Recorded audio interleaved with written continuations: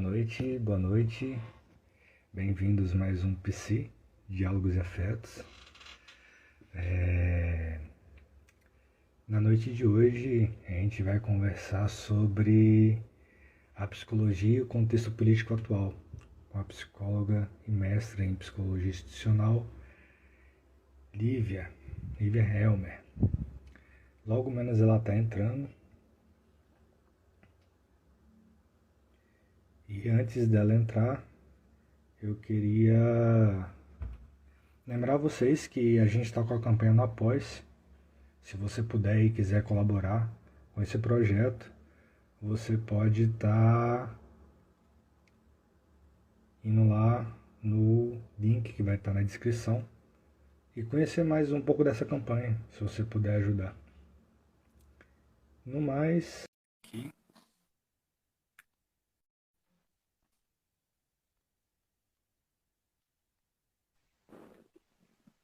Oi. Ei, tudo bom? Tudo. Tá conseguindo me escutar bem? Tô sim, tô te ouvindo bem. Ah, que bom. Porque eu falo baixo, você sabe disso. Você consegue me escutar?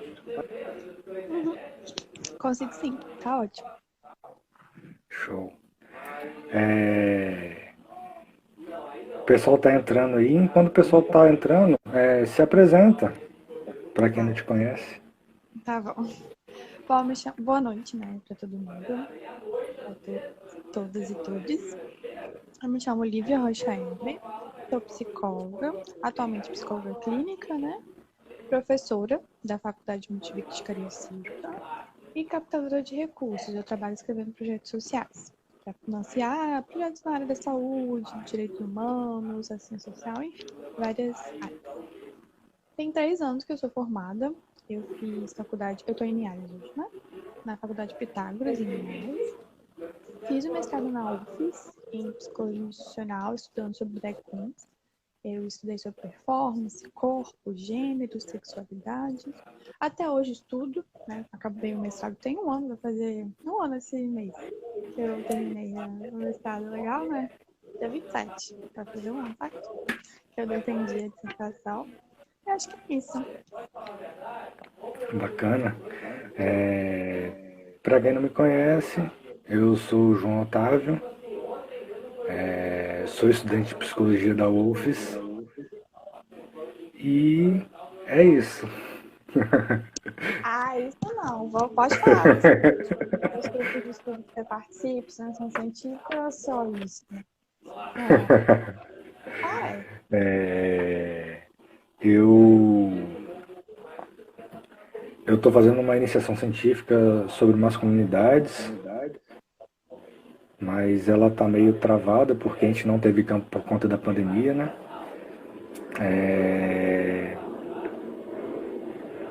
Agora acabou, é isso. Tem um Por enquanto é podcast, isso. tem um monte de live e tal. Vamos melhorar seu time aí. Você faz live toda semana. E é só isso? Pode continuar, não acabou não. Oxe. Eu faço esse podcast que tem sido feito através das lives aqui no Instagram, né? Quem não conhece pode pesquisar, é o @psi, Diálogos e Afetos. Tem o Instagram, ele está disponível em todas as plataformas digitais. Tem no Spotify, no Deezer, no YouTube, no Google Podcast, no Apple Podcast, entre outras plataformas, né? Então você pode ir pela sua plataforma preferida para escutar os outros episódios. Inclusive, eu já tive conversando com a Lívia aqui uma outra vez sobre o SUS, né? Foi uma conversa bem interessante e ela está já disponível lá para todos que quiserem escutar. Eu, junto com alguns amigos meus, eu coordeno eu acho que coordenar talvez seja a palavra certa. A gente toma conta, né? Tá à frente do projeto Masculinidades, que é um grupo terapêutico de homens, que acontece todas não, quinzenalmente às quartas-feiras. Inclusive amanhã a gente tem encontro. E se você é homem, e homem em toda a sua grande proporção, sabe? Não importa gênero, não importa identidade, não importa nada. Se você se identifica como homem, você é super bem-vindo e acolhido no nosso grupo. O grupo começa às 9 horas e vai até umas 11, né? E aí sim, agora é isso. Agora a gente pode conversar. Tem muita live bacana, assim, do João aqui no perfil dele. Vários, assim, temas muito interessantes com pessoas convidadas com propriedade, né? Tem uma troca muito interessante, então vale a pena conferir as lives. As produções que você faz são muito pertinentes, então vamos tá?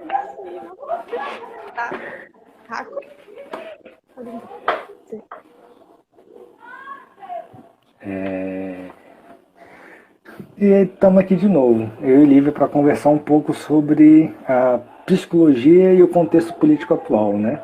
É um tema que eu particularmente acho de extrema importância, né? Tendo em vista que a gente está num político um tanto conturbado. E a gente vai trocar uma ideia sobre isso, né? A gente vai falar um pouquinho da história, relembrar o que aconteceu no passado, fazer um comparativo com agora, né? Que eu acho que é importante isso também, né? Aquele ditado, não sei, aquele ditado, né? Quem não lembra a história pode cometer os mesmos erros, né? Então, se a gente olha para o passado e vê o que aconteceu antes e a gente pode fazer diferente agora, né? Então é isso, a gente vai trocar uma ideia aqui, então sinta-se à vontade para interagir aqui no chat. E é isso. Eu passo a palavra para a Lívia e a gente vai trocando esse bate-papo como sempre foi. Então, assim, eu pensei em como começar, e eu acredito que eu vou começar por um ponto que política, já que é o contexto político, né? Vamos pegar a palavra política. A política, ela não é partidarismo, né? Então, eu acho muito importante a gente começar, porque eu acredito que algumas pessoas, quando leram, né, o título da live, pode assimilar, até porque a política no Brasil, né, o que entendemos como política é muito partidário. Então, assim, vamos lá.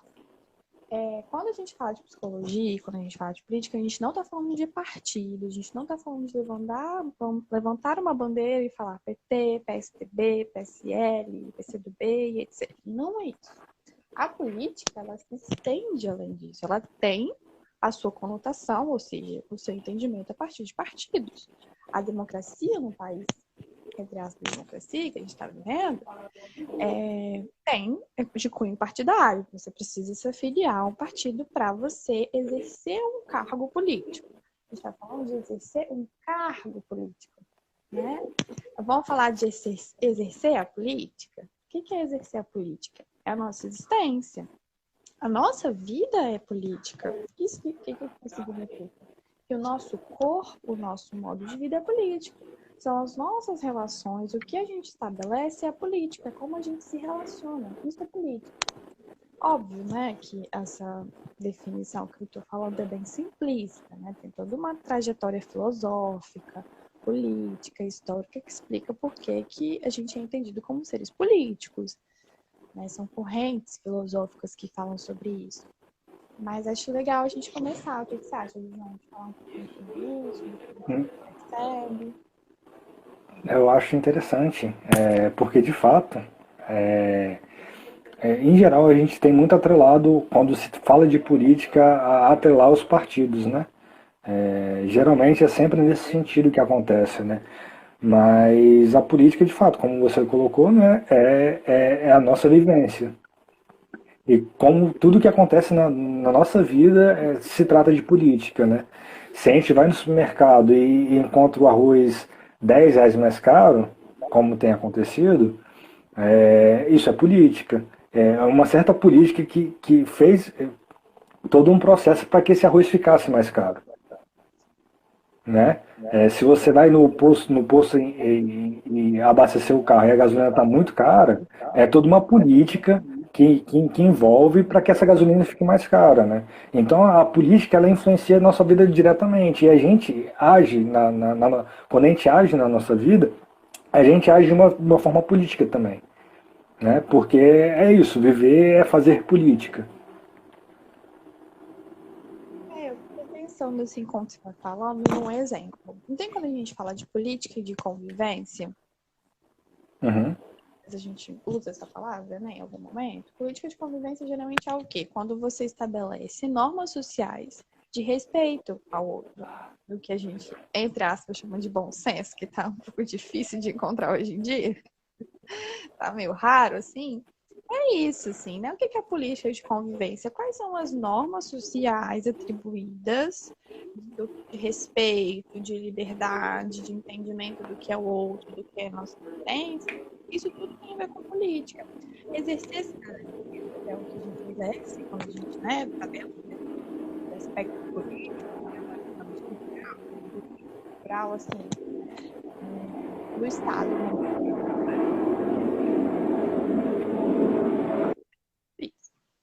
Nós somos cidadãos né, dentro desse escopo jurídico, executivo e legislativo. Isso é política, né? Ser cidadão, votar e ir e vir e várias outras coisas que estão lá nos direitos humanos, por exemplo, vamos pensar na Declaração de Direitos Humanos, é política. Você está exercendo a sua cidadania, você tem os seus direitos e tem os seus deveres. E o que a psicologia tem a ver com isso, João?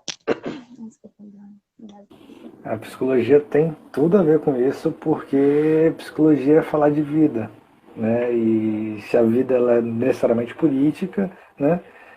Então a psicologia tem tudo a ver com esse tema, né? Ela não se desliga desse tema, ela não pode se desligar desse tema, né? Porque se a gente se desliga, se a psicologia ela se desliga da política, né? E trazendo aqui a política como esse modo de viver a vida, de fazer a vida em comunidade, em conjunto, em sociedade, né? A gente tem uma política, a gente tem uma psicologia que ela é abstrata, né? Que ela não é palpável, que ela não é presente no mundo, né? É como se a gente fosse, assim, por exemplo, né? Esse psicólogo que a psicologia que não tem essa política no seu exercício, né? É como se eu pegasse uma pessoa, tirasse ela do mundo e tentasse resolver tudo ali, sabe? Fora do mundo, a parte do mundo, né? Mas não, as pessoas elas estão inseridas no mundo, né? Então não tem como desvincular uma coisa da outra. Ótimo o seu ponto, porque eu até fiz um texto mais cedo sobre habitar a cidade. O que acontece, assim, né? A partir do momento que a psicologia não entende os aspectos envolvendo o que é política, a gente individualiza os sujeitos, né? Então, igual você falou bem assim, tira ele de um lugar e como se ele estivesse isolado, nós não somos pessoas ilhadas, nós estamos nos relacionando. Que um amigo meu, eu vi para aliás de carona, né? Tô evitando pegar ônibus, consegui carona para vir para cá. E aí a gente estava falando sobre terra, sobre agronomia, sobre como a gente usa terra, como o ser humano usa terra. E aí ele Uhum. falou bem, não é a terra que pertence ao ser humano, é o ser humano que pertence à terra. Né? Então, assim, como que a gente se relaciona? Quando você falou bem, se a psicologia fala da vida, a gente fala da vida na sua multiplicidade. E a política está aí, nas políticas que a gente se relaciona com o reino animal, com o vegetal, com os seres humanos. Então, assim, a psicologia ela precisa saber, ela precisa entender o contexto político, por isso que é da vida, né? Contexto político, econômico, social, histórico, entre outros contextos, que faz com que a gente se sinta despotente, fatigado, ansioso e potente, né? Que a nossa vitalidade esteja em sua seja impulsionada, vamos falar bem assim. Por quê? Porque o que a gente está vivendo agora, né, João? Assim, no sentido do contexto político, que é o nome da live, né? Psicologia e contexto político. A produção atual da política brasileira, e agora eu falo política enquanto exercício do executivo, né? Vamos colocar assim, ela está criando corpos engessados, despotentes, ansiosos, né? Porque as medidas que estão sendo consideradas como as que precisam ser feitas não estão trazendo benefício para os nossos corpos. Pelo contrário, são corpos que estão deixados para morrer, né? Não estão sendo protegidos, entre aspas, Uhum, né? A uhum. gente não tem direito à vida. Constitucionalmente falando, o Estado não precisa nos proteger, né? Isso não está lá. Proteger a gente, teoricamente falando. Só que, atualmente, algumas decisões não estão sendo pautadas por isso. Estão sendo pautadas que algumas populações não merecem o direito à vida. Não só merecem o direito à vida, não são enxergadas como seres É interessante quando você traz isso, né? Trazendo sobretudo para esse contexto político atual, né? Onde a gente tem uma desvalorização da vida, né? Onde essas vidas, como você mesmo disse, não estão sendo potencializadas, né? Pelo contrário, estão sendo exterminadas, né? Não à toa aí que a gente tem mais de 500 mil de mortos, né? A política atual, né, ela tem servido certos corpos, corpos muito específicos, né? E o resto é deixado à margem, né? É deixado para se lascar mesmo. E, e isso a gente vendo num contexto geral, né? Mas se a gente for ampliar um pouco mais toda essa questão, pegar a lupa e ver determinados grupos, eles têm sofrido, já vem sofrendo muito antes disso, e isso cronifica ainda mais agora. A gente vê os corpos negros sendo ainda mais mortos e exterminados, corpos LGBTs, os indígenas, todas essas populações, elas têm sofrido por essa política que tem sido implementada, né? Porque não é uma política para esses corpos, né?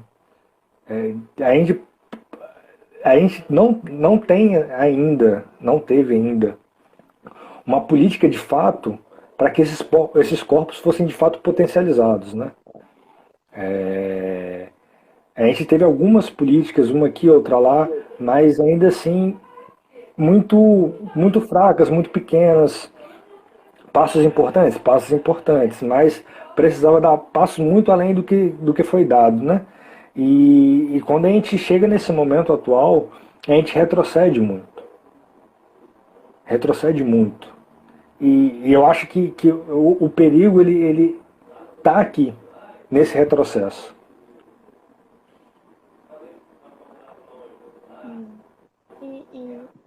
Eu fiquei pensando muito nas populações indígenas, né? Quando você está falando, você citou, no caso, mas bem no começo da sua fala, eu fiquei pensando, porque assim, não sei se todo mundo acompanhou, mas a gente teve, né, a PL, que agora eu esqueci o nome, não sei se é 404, você lembra o nome certinho? O PL número? 490. 490. 404 é outra coisa. Obrigada, 490, né? Tem que lembrar. É tanta projeto de lei que eu me perco nos números. Então, essa PL, né, ela foi aprovada, não foi? Em que não. Fala, até agora. Eu não sei se ela foi aprovada, mas ela estava para ser aprovada. Então, ela isso é importante de explicar. São várias aprovações, né? Não é só uma pessoa que aprova, uma pessoa não. Uma instância que aprova e já está aprovada. Tem que passar por várias votações, por diversas votações. Quero dizer que essa PL, ela tem a ver com a demarcação das terras indígenas, né? Então, assim, existe uma perspectiva, uma não, várias perspectivas em relação a essa terra, em relação a outras ações que querem que as indígenas não sejam demarcadas. Por quê?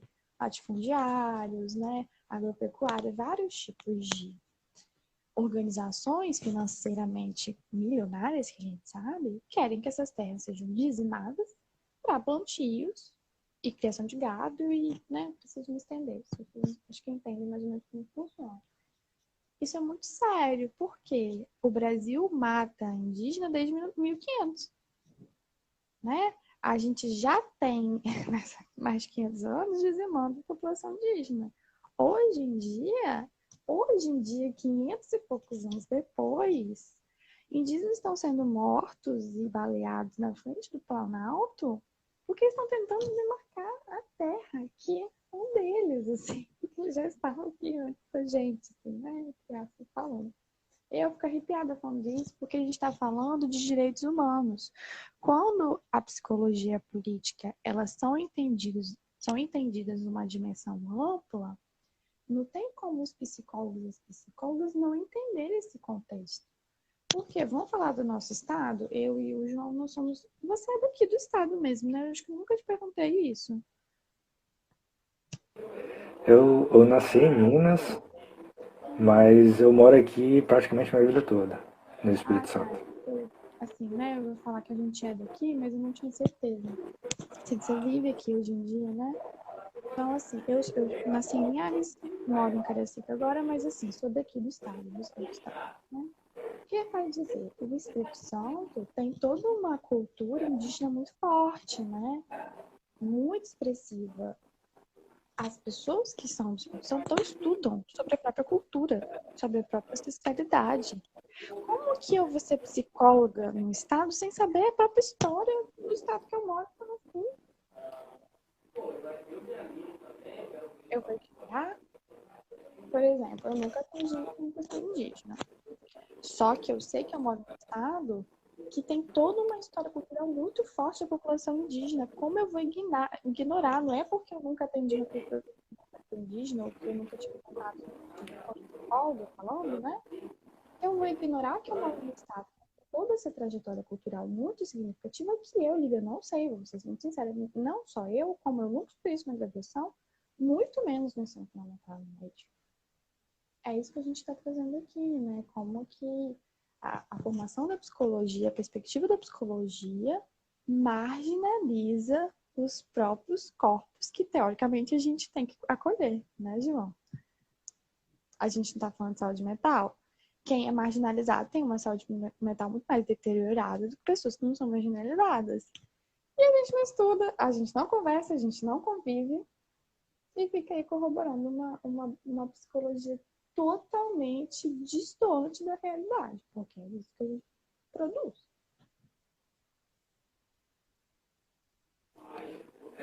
De fato,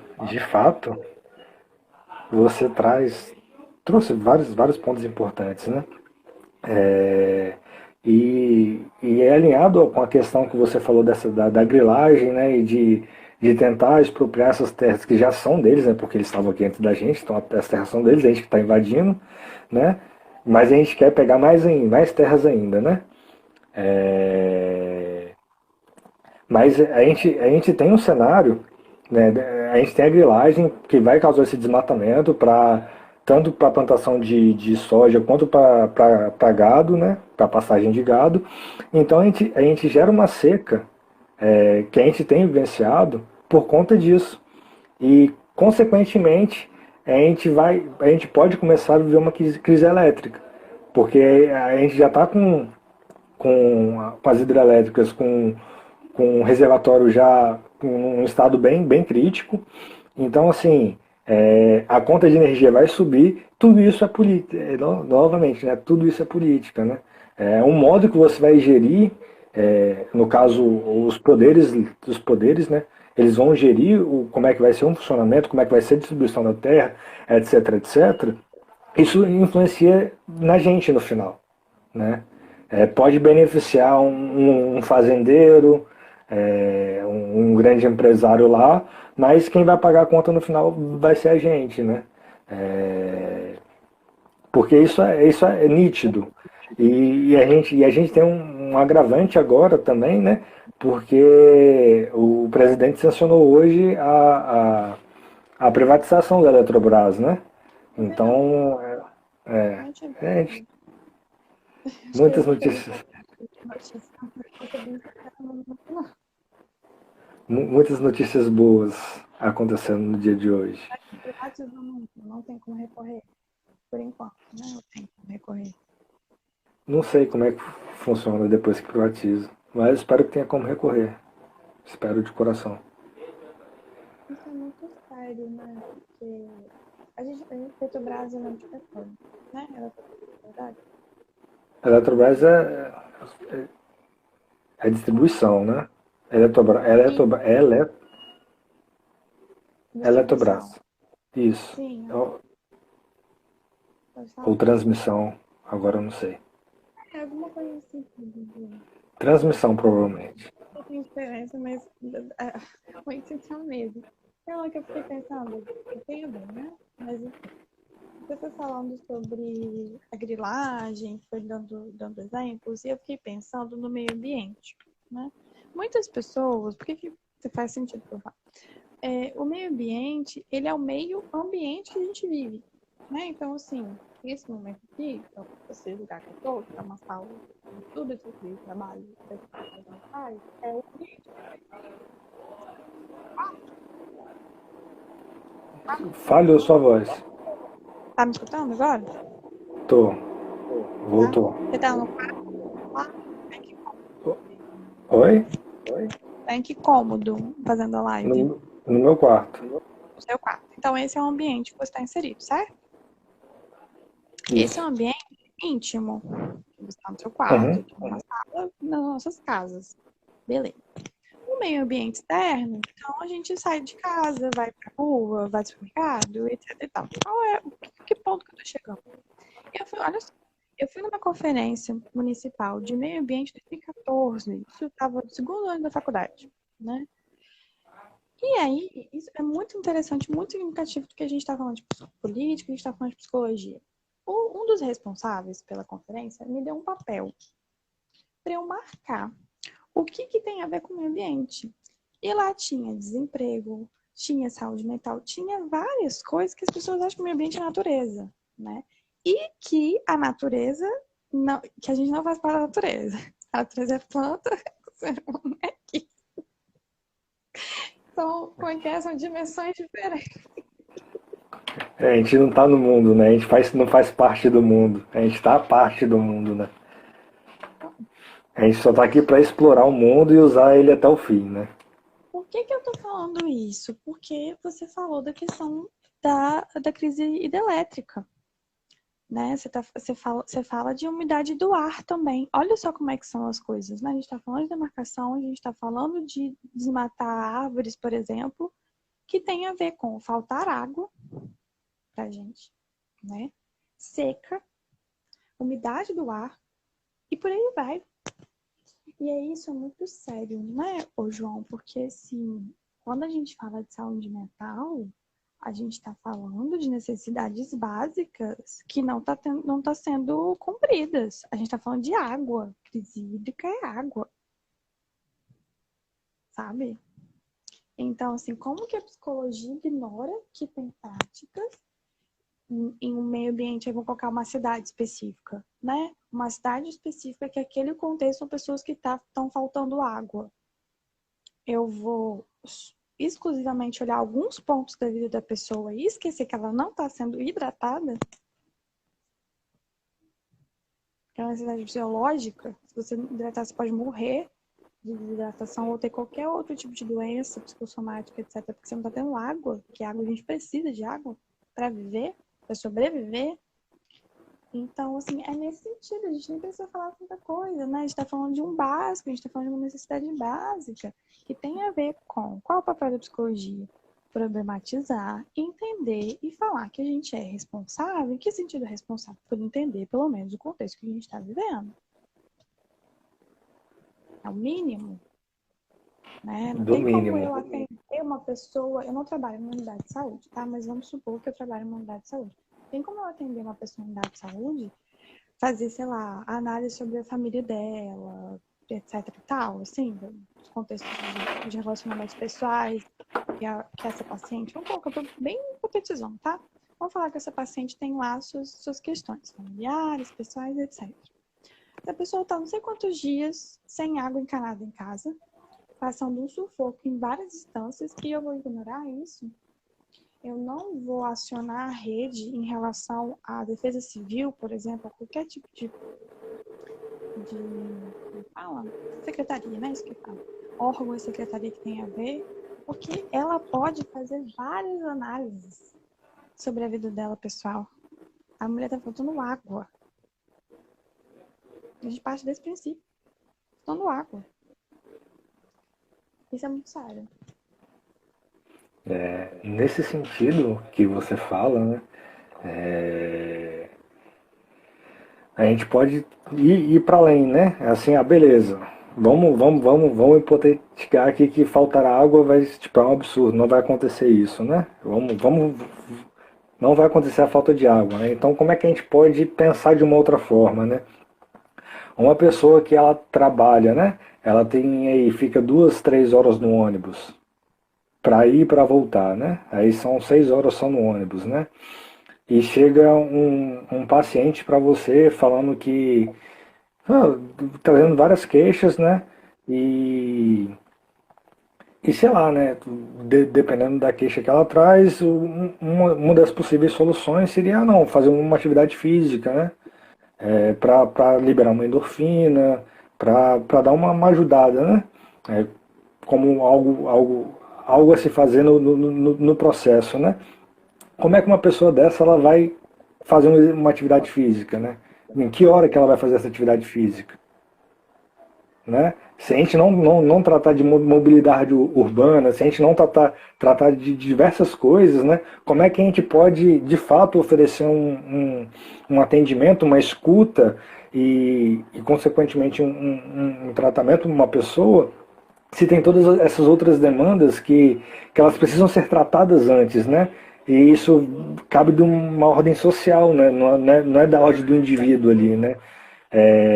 Vai para além, né? E é por isso que a psicologia ela é política, né? Ela está necessariamente atrelada com a vida, né? E a gente precisa entender esses contextos, né? A gente não pode ignorar que ela fica 6 horas no ônibus. Isso não pode ser ignorado, né? Isso tem que ser levado em conta, porque é a realidade dessa pessoa. Né? A gente não pode tirar ela desse lugar e tratar ela como se fosse um caso específico, um indivíduo, como um caso único, um caso de regra, né? Que você passa uma receitinha para todo mundo que está com aquelas demandas, né? E é muito pelo contrário, né? Cada pessoa vai ter uma demanda diferente por conta disso, né? Cada pessoa vai ter uma realidade diferente, uma vida diferente, porque vai estar inserido num território diferente, vai estar inserida em diversos espaços que são diferentes uma das outras, né? E tudo isso faz parte dessa análise, né? A gente não pode ignorar todo esse contexto social e político, né? Porque, e aí, eu acho importante a gente deixar explícito que quando a gente fala essas coisas, vamos colocar assim, não significa que a psicologia vai dar conta, né, e que vai abraçar o mundo, porque tem uma ideia, assim, eu fiz um vídeo sobre salvacionismo, não sei se você assistiu, porque quando eu percebo alguns movimentos, eu sinto que as pessoas acham que a psicologia, os próprios psicólogos, tá? Não só as pessoas, mas os próprios psicólogos e as psicólogas que têm uma ideia de salvacionismo. A gente vai participar de tudo, a gente vai fazer, acontecer, e fazer como é que é? Fortalecer os vínculos, aquela coisa. Assim. A gente aposta nisso. E a aposta é o convite. Quando a gente faz essa live, é pra gente começar a pensar, ver qual a estratégia. Eu tenho o meu limite, você tem o seu limite, várias pessoas têm os limites. E estão fora do nosso campo. Né? Então, assim, qual é o convite que começar a ampliar a visão dos psicólogos e psicólogas, entender que a mobilidade humana é essencial. Só se você corroborar se tem essa opção, com uma psicologia elitista, branca e heteronormativa e várias outras coisas que eu fiz em post sobre isso também, que fica isolada mesmo, né, João? Que fica isolada, né? Que tenta se isolar do mundo. De pessoa que aí você está atendendo uma classe social que tem dinheiro considerável para pagar, sei lá, vamos colocar o quê? No mínimo R$700. Estou colocando uma sessão, né? R$700 por mês por mês, tá? Por sessão, não. Tipo assim, vamos considerar, você tem essa opção de entender a psicologia entre uma pessoa que paga R$700 por mês de terapia ou análise, que a pessoa atende na zona sul do Rio de Janeiro, por exemplo, que tem entendeu? Tem essa pessoa que tem isso tudo de dinheiro, que não vai faltar água, que pelo contrário, né, é super privilegiada. Essa pessoa, eu não sei quantos por cento da população brasileira, sei lá, 3%, 5%.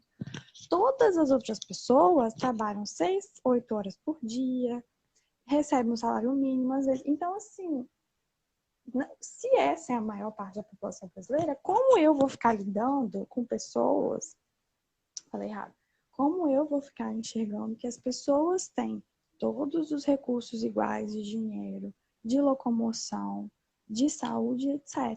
É isso que é o ponto, né? A população que tem o mínimo e o básico é a população mínima. Tem isso também, né? E aí a gente tem também toda uma carga de privilégio. Então, quando você fala de mobilidade urbana, é muito legal, é muito bacana, porque quando, João, que a gente discute mobilidade urbana, quando a gente está falando sobre saúde mental, quando a gente está falando sobre o SUS, por exemplo, porque quem é que usa o SUS, né? Uma boa parte das pessoas que usam o SUS. Não, são pessoas que têm muito dinheiro, né? Então, esse público que é atendido pelo SUS não são pessoas afortunadas, bem entre aspas. São pessoas que têm recursos que não são, tipo, salários altos. Essas pessoas geralmente trabalham aqui 8 horas por dia. Pega, fala, essas pessoas cumprem esses requisitos de realidade que você traz. Aí eu vou atender esse povo, assim, um povo no sentido amplo, né, de povo de população, né? Eu Foucault aqui, não esquece. O que é povo de população? Mas, assim, das pessoas, considerando a mobilidade urbana, saneamento básico, moradia. É impossível a gente descontextualizar isso, né? E eu acho que é esse que é o convite da nossa conversa, né? É essa compreensão de que não dá para descolar o ser humano da vida, né? O ser humano ele está na vida e não dá para descolar, né? A gente precisa de fato enxergar, né? E compreender que essas análises elas são importantes, né?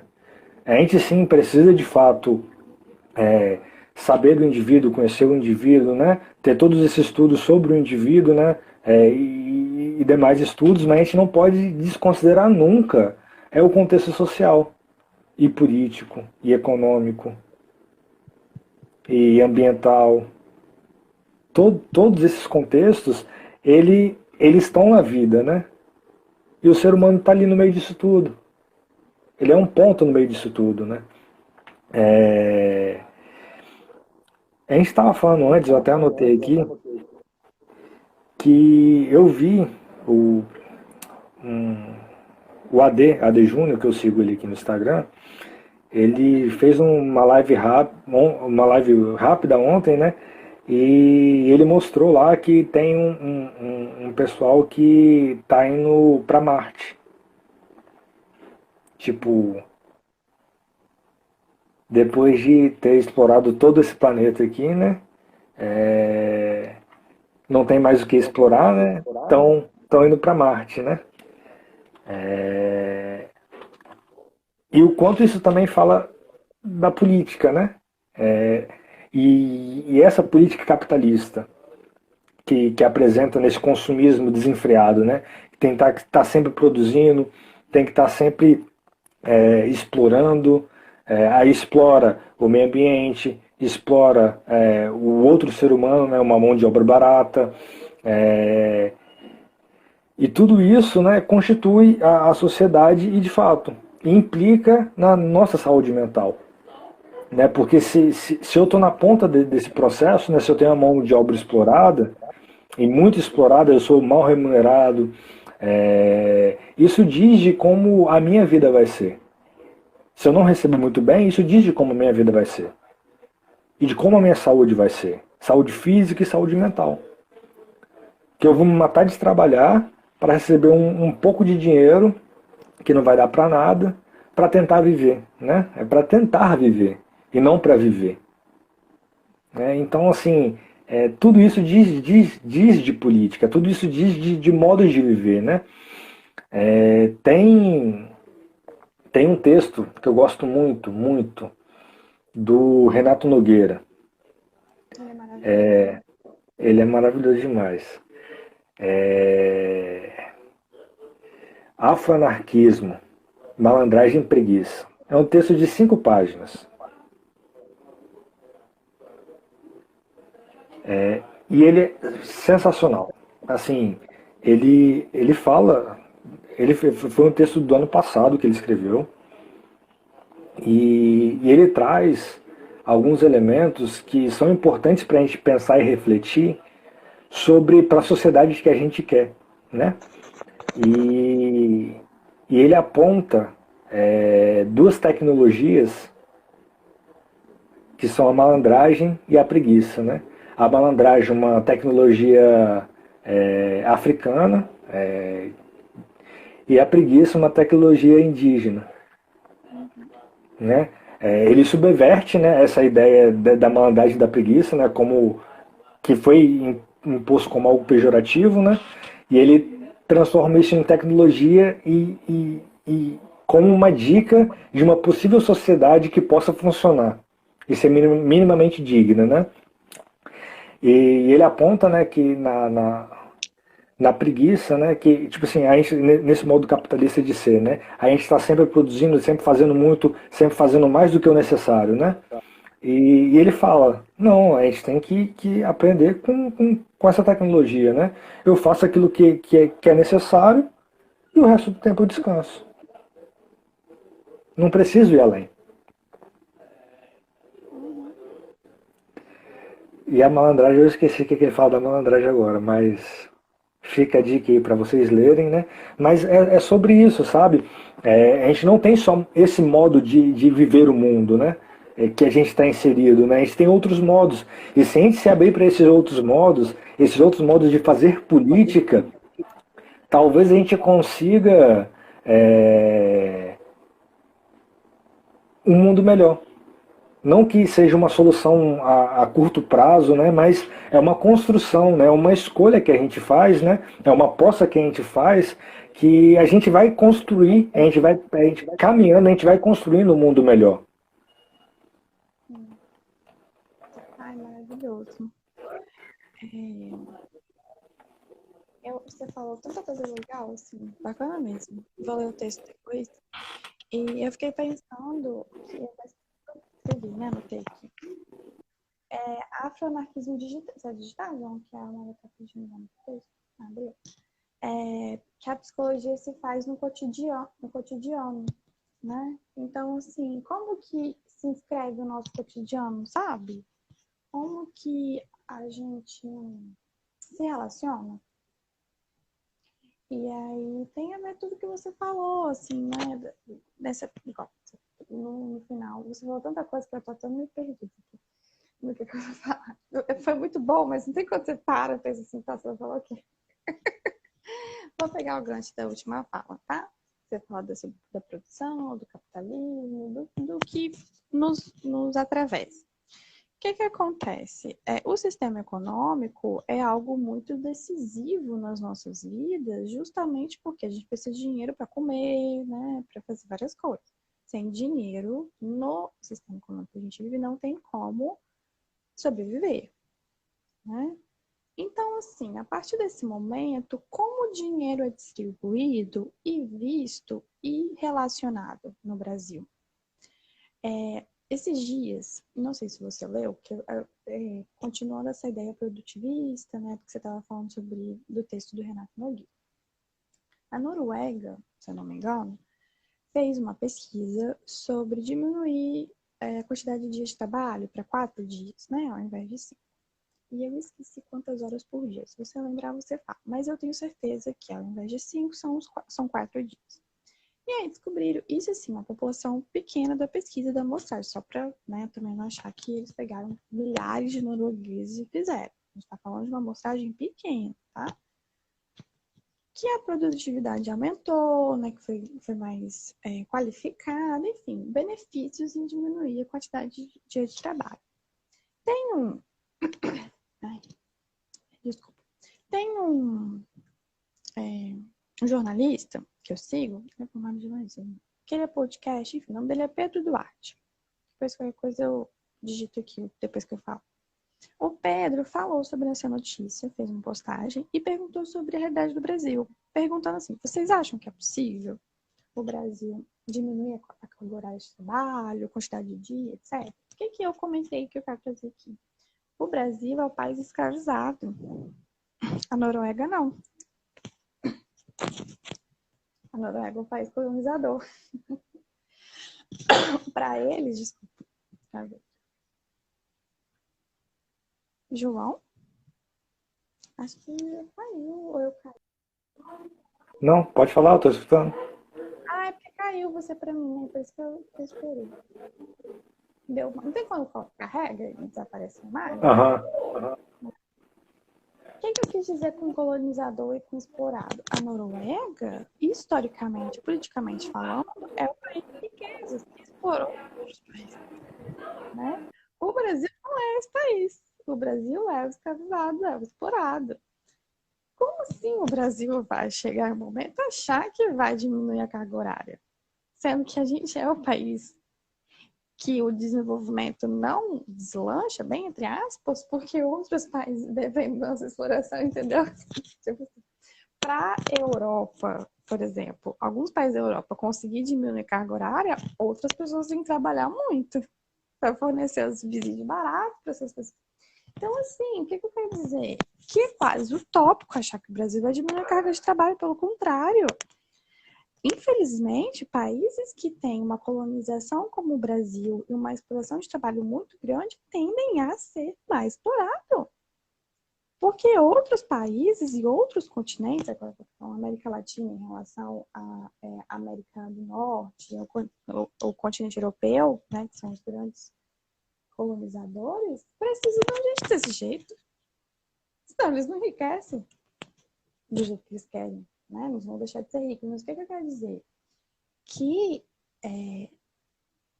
a história do Brasil é a história de escravidão. Escravidão não, João. Como é que é o nome que fala hoje em dia? Que ele diz Você lembra? Escravização. Acho que tem mais propriedade assim, né? Eu não tenho tanta propriedade. Eu sei que mudou o nome, mas eu não li tanto a respeito.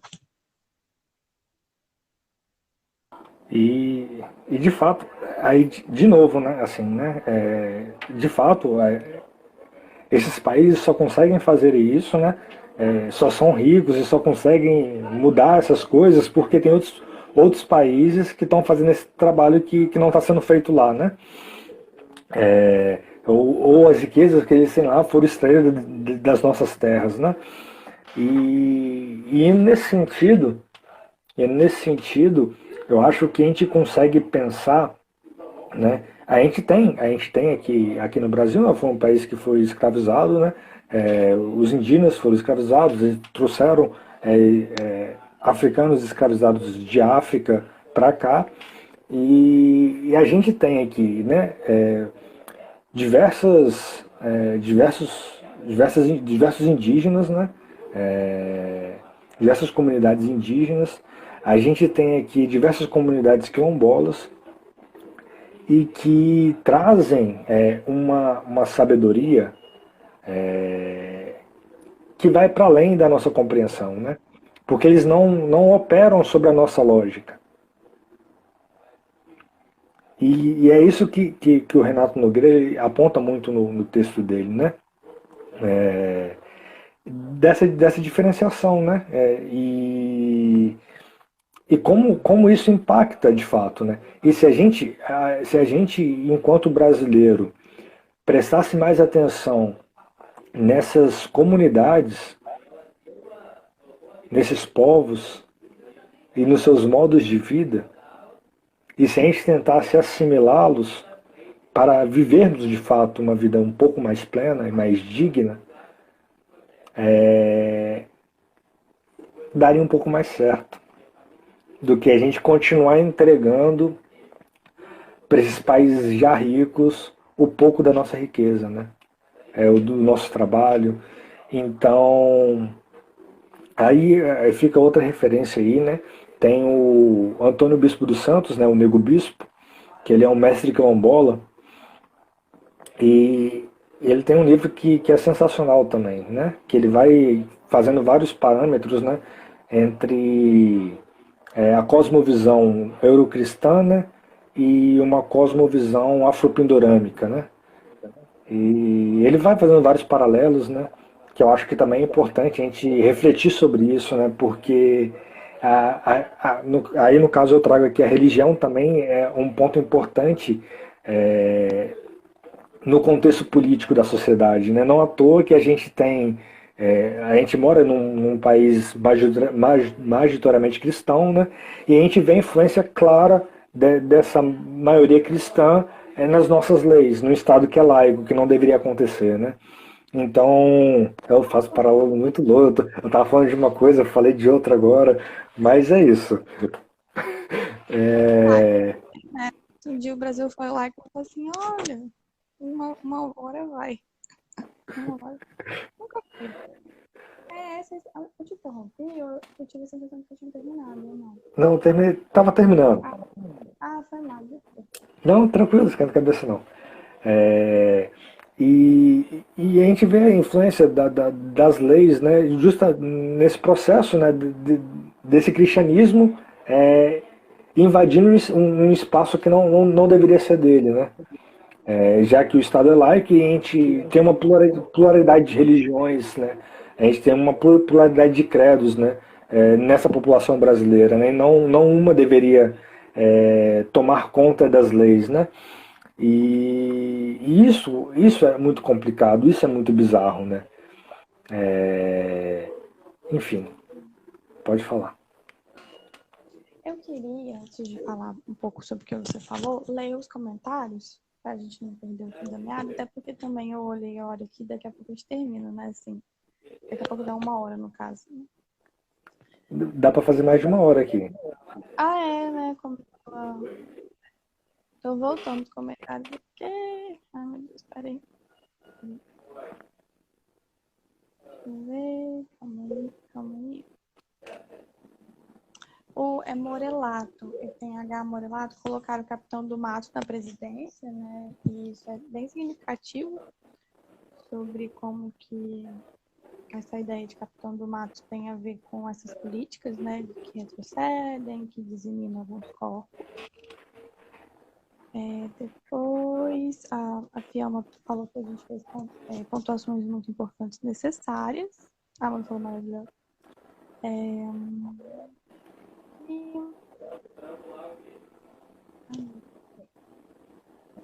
a Amanda falou que é um menino, mas também muito negligenciado quando a gente estava falando sobre saneamento básico, água, né? Sobre esses assuntos. Então, é uma coisa complicada, né? Você mexe uma coisa e depois a vida da pessoa que fica tentando mexer sem, não consegue, não é fácil. A Fama falou algumas coisas importantes. Então, ela fala bem assim: não há saúde individual, desconsiderando o contexto e a saúde coletiva. Importantíssimo. Depois ela conclui: com certeza, cada ação tem seus limites e possibilidades, e ao mesmo tempo todo mundo usa o SUS. Isso é muito importante. A gente falou que a gente até reforçar, né? Que a gente fez uma live em novembro sobre a defesa do SUS. A gente fala muito sobre, né, a construção do SUS, como funciona, que todos nós usamos o Sistema Único de Saúde, né? Então, por mais que às vezes você não faça alguns exames, não tem alguns atendimentos de uma unidade de saúde exclusivamente, você usa o SUS, porque se você usa o plano de saúde, por exemplo, quem fiscaliza é o SUS, né? É o sistema que rege. Então, assim, por mais que você tenha algum tipo de saúde privada que você financia, né? Paga por mês, enfim, sei, o SUS que regula, né? Então, você, entre aspas, indiretamente usa o SUS, né? Bom, aí elas comentaram sobre o seu texto, né, que você falou. E eu acho que acabou. Se eu cortei alguma coisa por aí, você me fala. Ah, tá. A Fiamma conclui algumas coisas bem assim, que a história de apagamento de povos de culturas diferentes da europeia, né? Considero isso muito potente, adotarmos outras referências, outras narrativas, e finalizou. Você estava falando sobre. Agora eu me perdi. Eu, fa eu falei muitas coisas. Mas no finalzinho você estava falando sobre. Eu estava falando mais sobre a religião, que ela é um ponto importante também, né, nesse analisador, né, e de como que a religião tem agido na política, né, e consequentemente nas nossas vidas, né. Ai, isso é muito importante. Ótimo, obrigada por ter relembrado. Vamos falar do Ministério dos Direitos Humanos, porque tem a ver com a psicologia, né, gente? Lá, se vocês pegarem um código de ética, tem alguns psicólogos aqui, mas talvez não tenha, né? Mas se você entrar na internet e colocar código de ética do psicólogo da psicóloga, tá lá que o nosso papel fundamental é a garantia e efetivação dos direitos humanos. Então, vamos falar de direitos humanos, vamos falar do órgão do Estado, do Ministério dos Direitos Humanos. Atualmente, a gente tem uma representação que é a Damares, que tem um viés ideológico que influencia na prática do Ministério dos Direitos Humanos. A partir do momento que ela usa da religião, porque ela tem o direito de escolher religião ou não escolher, vir e vir, né? Não é que uma ministra dos direitos humanos não possa ter religião, pelo contrário, né? Você está até negligenciando o direito à liberdade religiosa daquela pessoa. Mas aí que tá, a partir do momento que você utiliza da sua crença particular para influenciar em políticas públicas de direitos humanos, sobre dignidade humana, você está violando o direito dessa pessoa, né? Porque não é assim que funciona. Você representa um Estado. O Estado precisa fazer políticas públicas, políticas que alcancem as pessoas para garantir a vida, para fazer manutenção da vida. O conceito de políticas públicas é fazer a manutenção da nossa vida para que a gente tenha saúde, educação, né, segurança pública, etc. Quando você fala de cunho religioso, você começa a pensar como que o Ministério dos Direitos Humanos não está levantando algumas pautas muito importantes e decidindo e financiando várias pautas por causa de um viés ideológico religioso. A gente está falando de coisa muito séria. Vamos falar sobre aborto rapidamente. Não quero me estender porque tenho medo de falar. Querer falar e falar muito superficialmente, eu prefiro assim, brevemente falar sobre isso do que falar rápido. Por que eu estou falando do aborto? O aborto é uma questão de saúde pública. Saúde pública. Não é uma questão de religião. Mas porque a gente vive nesse país, porque a gente tem a Damares que representa uma ideia religiosa, o Ministério dos Direitos Humanos não fala sobre aborto. E tem várias pessoas morrendo por causa disso. Ou seja, você está deixando pessoas morrerem. Porque uma chefe de Estado não, mas uma representante do Estado, tá errado, uma representante do Estado fala que isso não existe, que isso não deveria existir, né, que ela pontua que isso não deveria existir, que a gente não vai falar sobre isso, na verdade vão falar que não pode aborto. E aí o que a gente faz? Faz um monte de mulher e homem também, né, homens trans também abortam, sempre tem que salientar, que morrem. A gente vai deixar as pessoas morrerem. É isso. Aborto é política pública, né? E você tocar nesse ponto, né? Eu acho que cabe ressaltar, assim, só uma pontuação mesmo, né? Foi aqui no nosso estado, né? Que teve uma criança, repito, uma criança de 10 anos de idade que estava grávida por causa de abuso não sei se era padrasto ou tio, não me recordo. Enfim, pessoas com Mas grau de parentesco próximo. e a própria ministra ela veio para tentar interferir no aborto dessa criança, né? Que, que é uma criança de 10 anos, né? Então, quando a gente fala de política, é sobre isso, né? De garantir a vida, aí a vida dessa criança que foi violentada e ela tinha o direito de precisava fazer esse aborto, né? E ela fez depois em outro estado, né? Porque aqui também não fizeram, né? Os médicos daqui não, não optaram em fazer esse procedimento. Mas enfim, né? Eu acho. Foi. Oi? foi Pernambuco que Isso, ela fez. foi em Pernambuco que ela conseguiu um médico para poder fazer o Poxa, procedimento. você lembra do vídeo de várias pessoas na frente do hospital? Você lembra desse vídeo? Aquilo Lembro? foi Lembro. chocante. Eu tô toda Uhum. arrepiada, falando da história, eu não lembro. E, e é justamente sobre isso, né? E isso é vida, né? Isso é a nossa realidade. E a gente não pode considerar toda essa realidade, toda essa conjuntura para analisar, para fazer as nossas análises, né? E, e novamente, né? Esse é o convite. É, quando a gente traz esse contexto político para falar da vida, né? Para falar da vida, e a gente fala sobre tudo isso, né? A Fiamma, ela fez um comentário aqui da questão da graduação, né? Da gente não estudar autores negros indígenas enquanto a gente estuda, né? E de fato, pelo menos aqui na UFES, né? Ainda é muito pouco. É um ou outro professor que trazem esses debates, que trazem autores negros e indígenas, né? É pouquíssimo, pouquíssimo. E indo para além de autores negros e indígenas, né, a gente também precisa de autoras e autoras trans, né? É necessário incluí-los também, né? Porque diz da nossa história, do nosso país, né? E, enfim, a gente só consegue mudar as coisas, né? Por exemplo, né? No curso aqui de psicologia da UFES, né?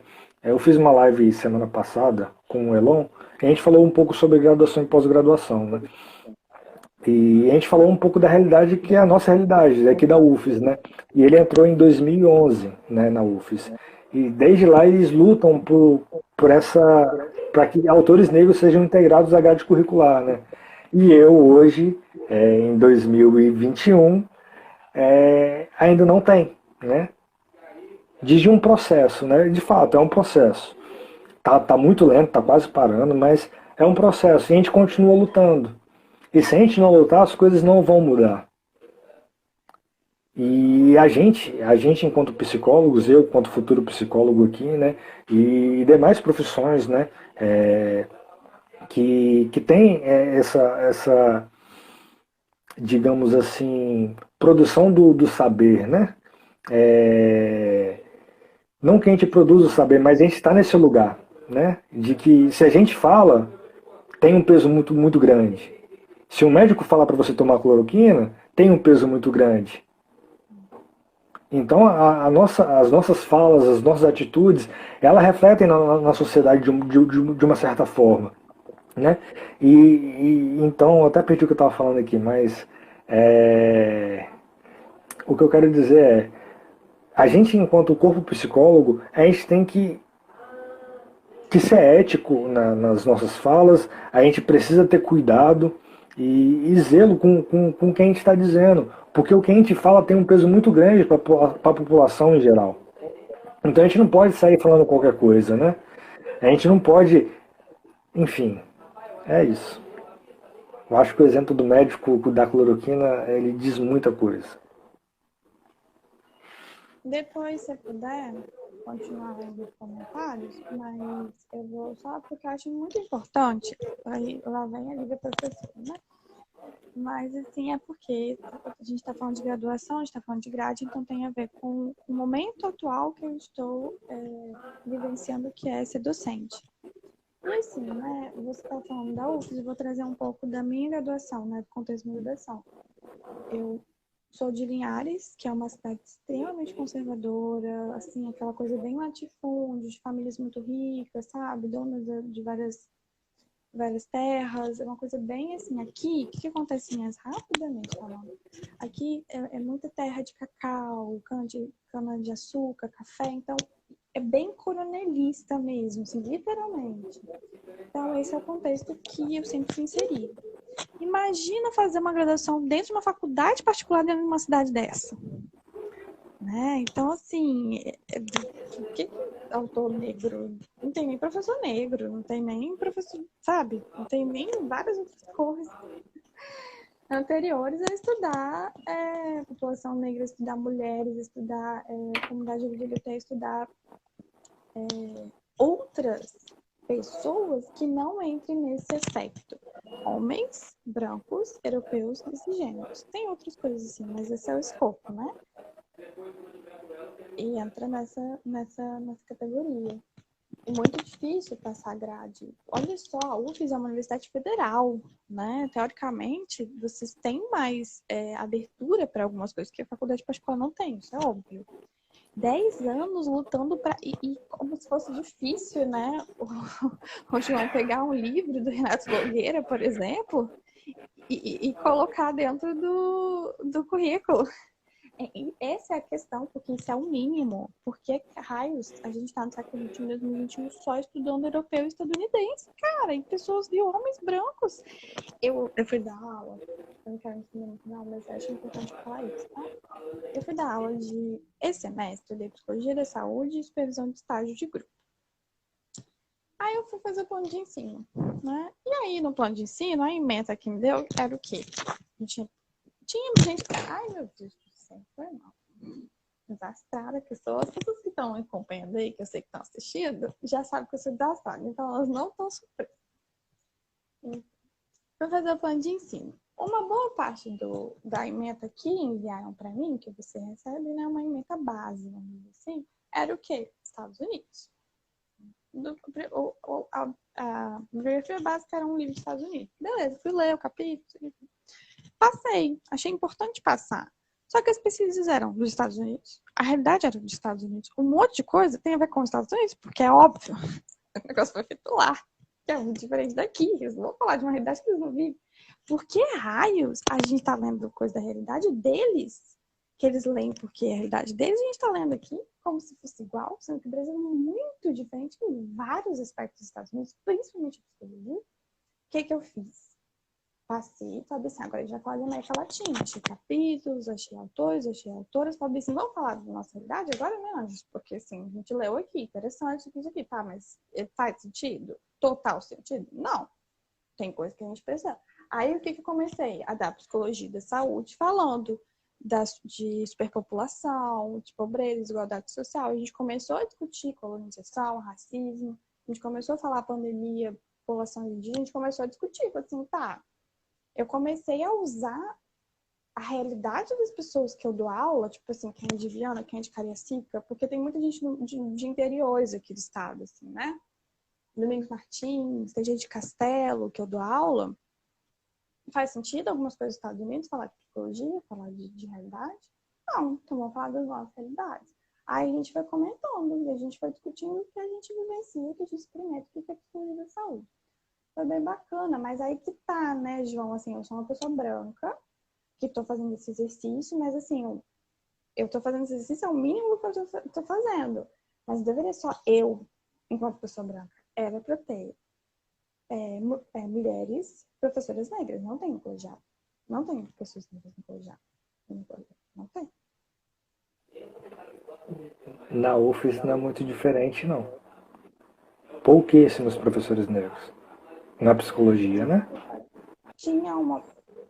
tinha assim, não. Entrou agora, nesse semestre, a única professora negra que vai sair. Que ela vai precisar sair. Não que ela foi demitida, ela vai precisar sair para fazer outra coisa. É a única que entrou agora comigo, que vai sair, infelizmente. Tá? O resto todos são pessoas brancas. E aí? A realidade da faculdade particular não está muito distante da UFES nesse sentido, né? Porque na UFES a gente também tem uma escassez de professores negros, né? E isso de fato faz muita falta. Muita falta. Você foi falando aí, né? E antes de eu entrar no. Eu li os comentários, né? Estavam falando sobre quão bizarro foi o caso da criança grávida aqui do estado, né? E por fim, eu esqueci o nome dela agora.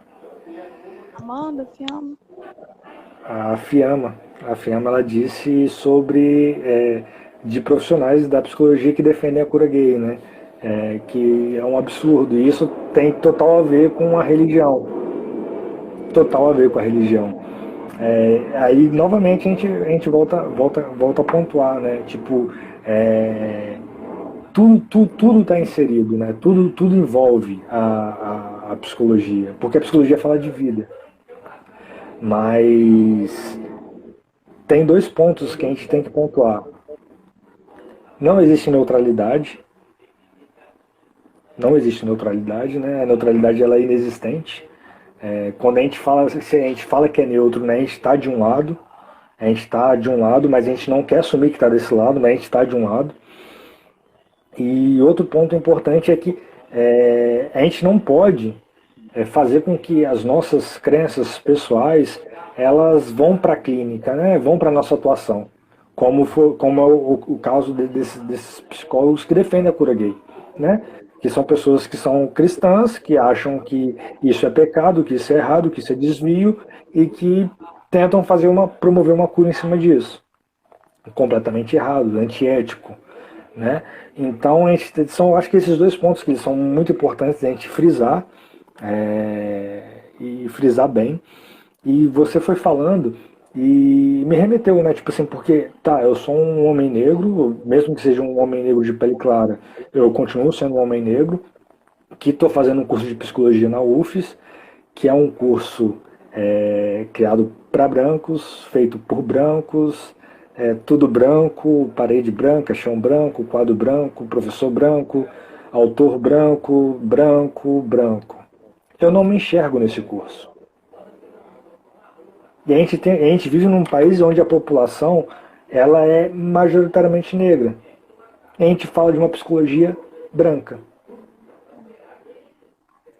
E eu acho que esse é o ponto. E o que você traz, tudo isso tem a ver com política, mas a gente entra um pouco mais numa questão mais de grade de curso, né, de estudo, de universidade, de faculdade, de entendimento de mundo, onde a gente continua consumindo dessa Europa, desses Estados Unidos, sendo que a gente tem toda uma América Latina, a gente tem todo um Brasil que produz muita coisa boa, produz muito conhecimento bom. E a gente simplesmente ignora. A gente sabe fazer psicologia brasileira. A gente tem conhecimento sobre psicologia brasileira. Mas a gente continua repetindo nas graduações sobre uma psicologia europeia, sobre uma psicologia estadunidense. Né? E isso também diz de um projeto político, né? Porque para quem está sendo essa psicologia, né? Ela está a serviço de quem? É só ver a grade. Quem está na grade? Quem são os professores? Isso quer dizer, isso é uma política, né? Porque isso diz claramente para mim que pessoas como eu, porque eu não me vejo no meu curso, poucas vezes algum outro professor, assim como você, que você faz, algum outro traz esses debates. Então, eu entendo, quando eu estou nessa graduação, eu entendo que as pessoas que são iguais a mim não têm direito à saúde mental. Não tem direito à saúde mental. Porque a gente não vê. Essas pessoas, psicólogos não estudam pessoas negras. Se estuda por fora. Na graduação, nas universidades, é muito difícil de ver. Então, assim, né? Isso diz de um projeto político, né? Isso diz um projeto de quem é digno de saúde, de quem é digno de ter atenção, né? No começo da live, você estava falando algo, e eu lembrei de uma coisa que a minha orientadora sempre diz, né? E tem a ver muito com a minha pesquisa, né? Eu falei, eu pesquiso masculinidades, né? E eu pesquisava a ideia era pesquisar com os meninos em cumprimento de medida socioeducativa, né? E esses meninos que são majoritariamente negros, eles só são vistos pelo Estado quando eles passam a ser perigosos, quando eles cometem um ato infracional. Então só a partir desse ato infracional que o Estado nota essas pessoas. Antes disso, é inexistente. Então, assim, diz muito, né, de todo esse projeto político que a gente está inserido. Isso diz da nossa história, porque a gente é um país que foi colonizado, né, que foi escravizado, com indígenas e negros africanos escravizados, e no pós-abolição a gente teve um se vira, e tudo isso é consequência dessa política que privilegia e privilegiou os brancos.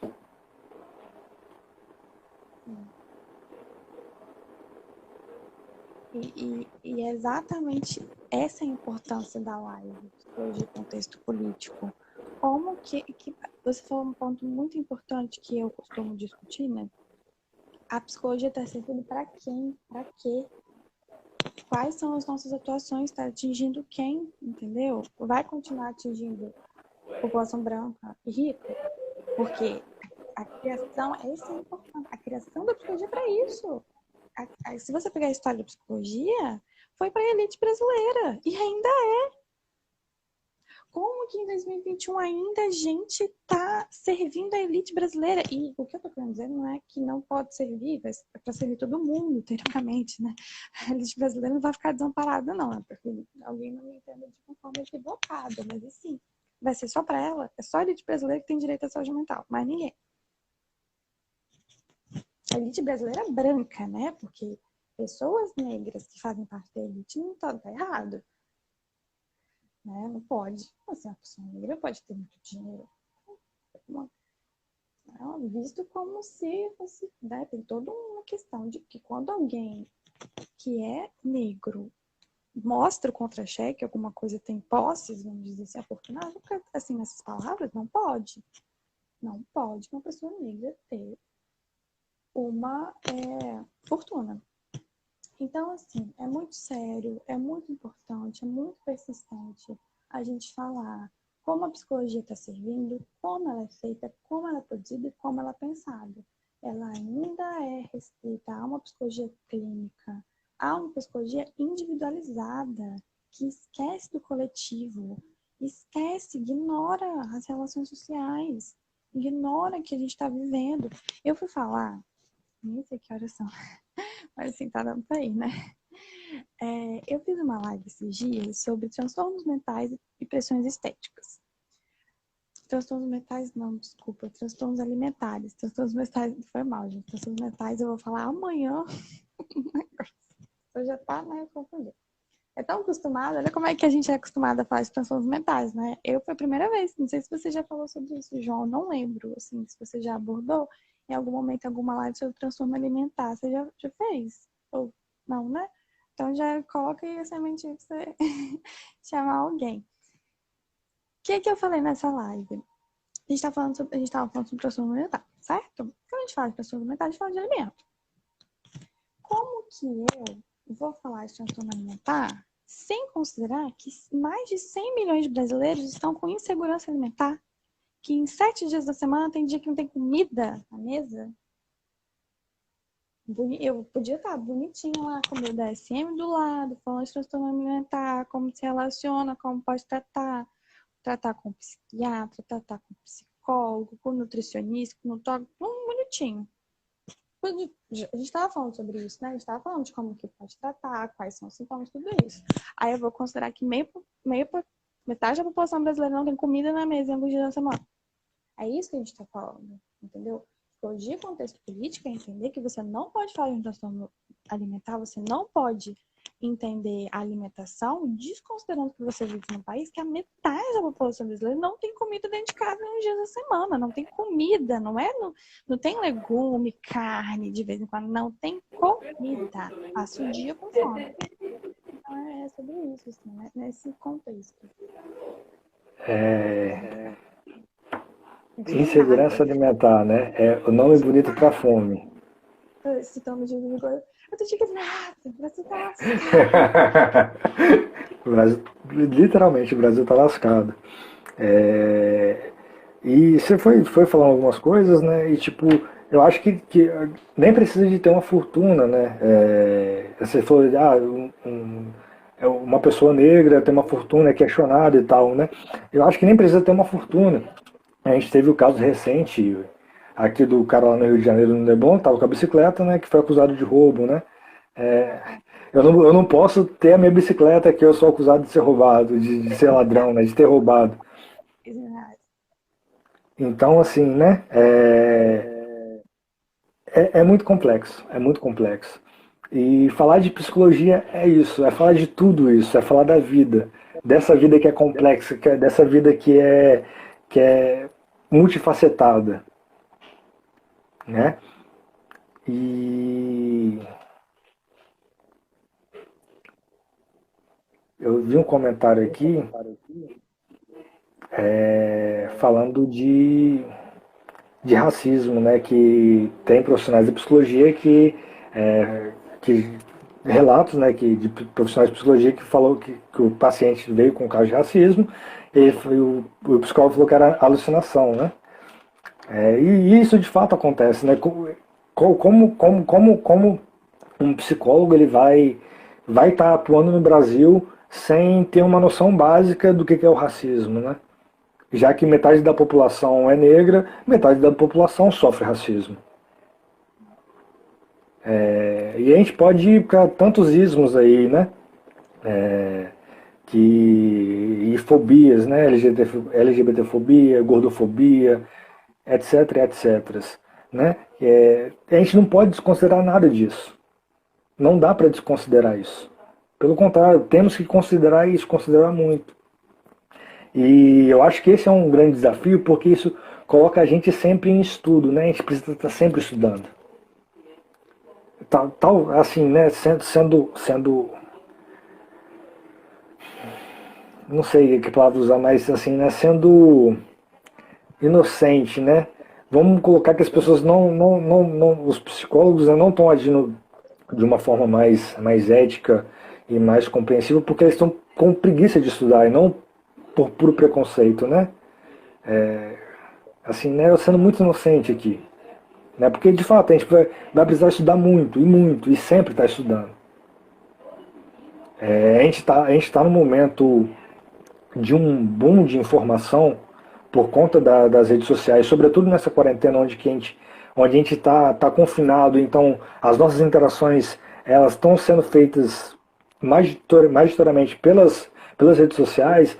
A gente está vendo muito produtor de conteúdo estourando, a gente está vendo muitos assuntos vindo à tona, muitos assuntos que eram marginalizados.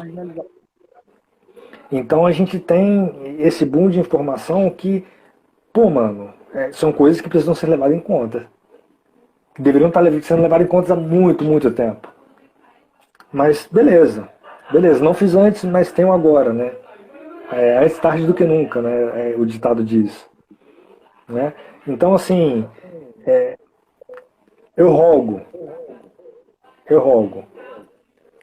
Vamos aprofundar, vamos compreender a realidade que a gente vive, o Brasil que a gente vive. E quando eu falo de Brasil, se a gente pegar o próprio Brasil, né, cada região vai ser uma coisa muito diferente da outra.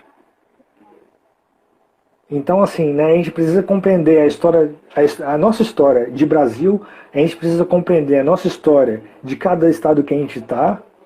Então, assim, a gente precisa compreender muitas coisas. Estudar psicologia, ele nos obriga a ir além, nos implica a ir além. Né? E eu acho que é isso, é a implicação. Quando a gente é implicado a fazer algo, né? A gente recebe esse monte de informação, esse monte de coisa, essa conversa que eu espero que ela seja benéfica nesse sentido de provocar, no sentido de que as pessoas saiam daqui provocadas a ponto de fazer algo a partir disso, né? A partir desse encontro, aqui com essa conversa, possa gerar um incômodo para que algo seja feito. E não fique só nessa conversa, né? Mas que vá para além dessa conversa. E assim, né? Voltando no ponto da questão da graduação, né? Que eu acho que eu lembrei agora, eu acho que é importante falar, né? A gente tem a política de cotas ali 2011, mais ou menos, Há 10 anos. por aí, né? E, enfim, né? A UFES ela implementa as cotas em 2016, mais ou menos. Mas eu quero ir para além disso, né? Para além das cotas para a entrada dos estudantes. É, a gente também tem as cotas para concurso público, né? E até então, nos departamentos de psicologia, que aqui na UF são dois departamentos, né? Nenhum deles abriu concurso com cotas. Nenhum deles abriu concurso com cotas para professor efetivo. Então isso continua dizendo de uma certa produção, né? De um certo privilégio e dessa manutenção desse privilégio. O curso continua sendo para pessoas brancas, feita por brancos, com autores brancos, né? A gente teve a oportunidade de ter uma política de inclusão, de uma certa psicologia que deveria olhar para essas questões todas, e esse próprio curso ele não aderiu essa política para que tivesse professores negros atuando nesse curso, né? Então é algo bem complicado, né? Assim, né? Isso diz de como que as coisas são regidas, né? É muito importante, assim, o que você está falando, João, porque eu tô lendo os comentários às vezes também. É Letícia que fala, é Letícia mesmo. Eu Isso. vou só aproveitar porque ela falou isso agora. Eu li antes, que a gente estava falando sobre insegurança alimentar, e ela falou uma coisa muito interessante, né? É um nome, não sei se ela falou o nome bonito, se você puder mexer aí nos comentários, para você ver Agora. exatamente o que ela falou, para nutricídio. Isso é muito importante, assim, existe o nutricídio, né? Existem políticas feitas para que pessoas não tenham comida, não tenham direito a se alimentar e várias outras formas. Lembra da história da ração em São Paulo, do Dória? Você lembra dessa história? Que ele pegou um condensado, não é ração, tá, gente? Mas assim, colocaram um título de ração, ele pegou um condensado de comida, assim, não sei nem dizer o que ele fez, mas assim, para distribuir uma coisa absurda. É absurdo, se quiserem colocar lá Dória ração, vai aparecer no Google, porque gerou muita discussão em cima disso. Mas assim, eu acho que dá pra gente encerrar, né, pra não ficar exaustivo também, mas eu queria encerrar pelo menos pela minha parte, né? Mas se quiser continuar, não tem problema. É falando sobre com quem que a gente conversa. Dentro desse aspecto, né? Como que a psicologia conversa, com quem que a gente conversa. Esses dias eu estava participando, assisti, na verdade, né? Não participei. Assisti uma live com adolescentes do Espírito Santo que fizeram um projeto chamado Ativa 027, muito interessante. Eles se organizaram pelo que eu vi, assim, o perfil do público que estava nesse projeto são adolescentes periféricos, né? Fizeram propostas e estavam conversando com gestores de governo. A Jaqueline, que é a vice-coordenadora, estava, a Nara Borgo, que é a secretária estadual de Direitos Humanos, e eu esqueci o nome dele, que é Fábio, que é o presidente da CIEDS. Rapidinho, a CIEDS é uma organização de sociedade civil de projetos sociais, né, de várias áreas. E aí eles fizeram propostas. Cara, isso é muito difícil de ver, muito raro. Foi a primeira vez que eu vi de uma forma mais. Isso foi pelo YouTube, tá? Os jovens de 15, 17 anos conversando com os gestores e aparecendo. Tem o PDF, se quiser, tipo, compartilha, João. Uma gracinha, ficou o PDF de 5 páginas. Assim, a gente quer incentivo cultural. E o que eu tô falando de caminho de conversa? Vocês precisam conversar com a gente. Vocês precisam conversar com a gente, vocês precisam escutar a gente. Vocês precisam entender as nossas necessidades. Eles falando bem assim. Vocês precisam entender as nossas necessidades, que a gente precisa de cultura, precisa de acessibilidade, precisa que. Isso é muito importante, estar falando de produção de conteúdo, por causa da quarentena. Vocês precisam deixar a gente produzir nossos próprios conteúdos. A psicologia tem muito disso, tá? A psicologia ela é produzida muito para o adulto. Muito raro a gente conversar com adolescente, com criança. A gente é muito centralizado ao adulto, nem idoso. Nossa, a psicologia é totalmente centralizada ao adulto. A gente precisa deixar as crianças e os adolescentes, os idosos e outras populações que são marginalizadas, elas falarem por si, ter autonomia, porque a gente, eu falo a gente como psicóloga, fica tutelando as pessoas, achando que temos o direito de falar por elas. Eu acho que eu vou encerrar com essa parada aí. Joguei a mão no ventilador.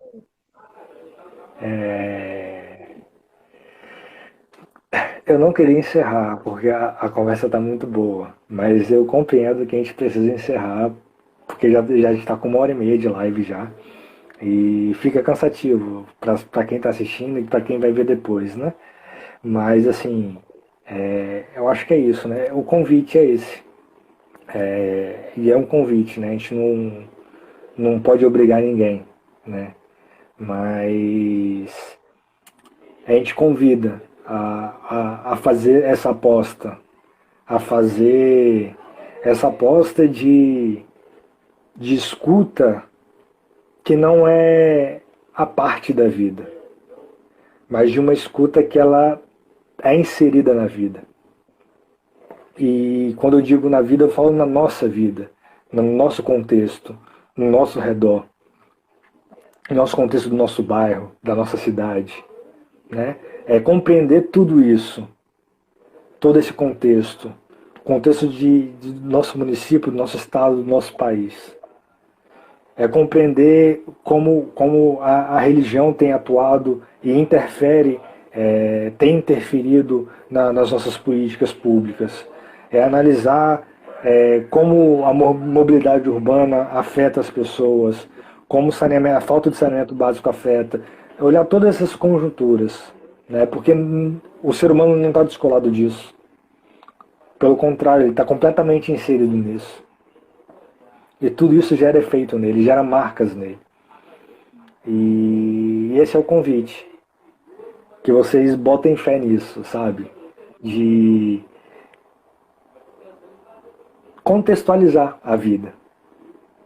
Contextualizar a escuta. Eu acho que é isso. Lívia, muito, muito, muito obrigado. Assim, foi incrível a conversa, assim. Superou todas as minhas expectativas. Eu gostei muito e, assim, por mim a gente continuava conversando aqui mais 3 horas, muito tranquilo. Porque tá muito bom mesmo, tá muito gostoso, assim, passou muito rápido, nem parece que ter 1h30 que a gente tá aqui. Não tem. Então eu te agradeço de coração por você ter aceitado o convite de novo. Foi uma conversa muito boa.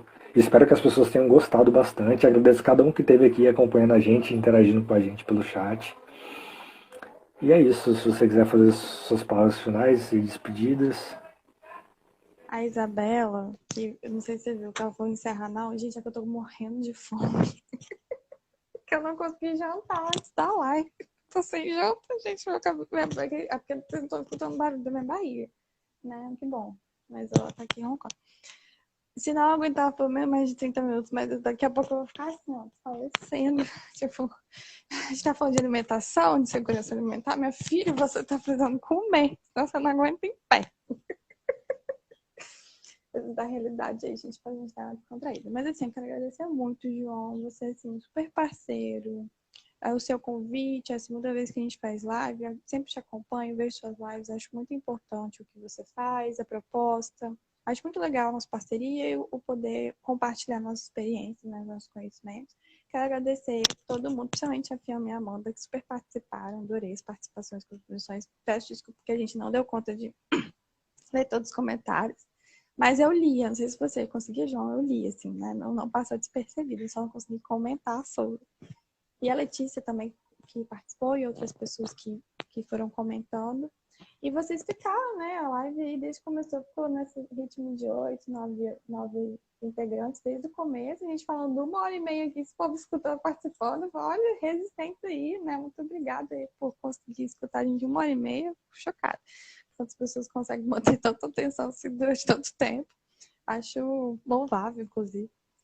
E aí eu quero agradecer, estou muito feliz, essa live foi muito importante, é muito fluido falar com você, fazer essa live, né, e ter essa oportunidade. Estamos prontos para a próxima live, para outras experiências também. Mais para frente fazer alguma coisa presencial, né, com segurança, se quiser, eu estou morando agora em Carecife, a gente pode usar máscara, usar UFs, né, voltar a habitar.